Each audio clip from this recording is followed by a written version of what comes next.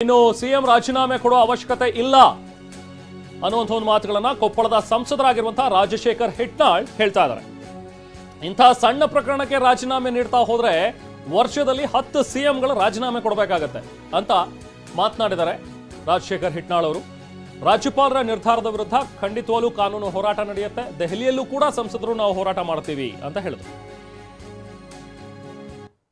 ಈಗಾಗಲೇ ರಾಜ್ಯಪಾಲರು, ಘನತೆಯುತ ರಾಜ್ಯಪಾಲರು, ಕಾನೂನು ಮುಖ್ಯಸ್ಥರಾಗಿರ್ತಕ್ಕಂಥ ರಾಜ್ಯಪಾಲರು ಭಾಳಷ್ಟು ಸಾರಿ ಕಾಂಗ್ರೆಸ್ ಪಕ್ಷ ಹೇಳಿತ್ತು, ನೀವು ಕಾನೂನು ರೀತಿಯಾಗಿ ನಡ್ಕೊಡ್ರಿ, ಕಾನೂನು ಗೌರವ ಥರ ರೀತಿಯಾಗಿ ನಡ್ಕೋಬೇಕಂತೇಳಿ ಭಾಳಷ್ಟು ಒತ್ತಾಯವನ್ನು ಮಾಡಿತ್ತು.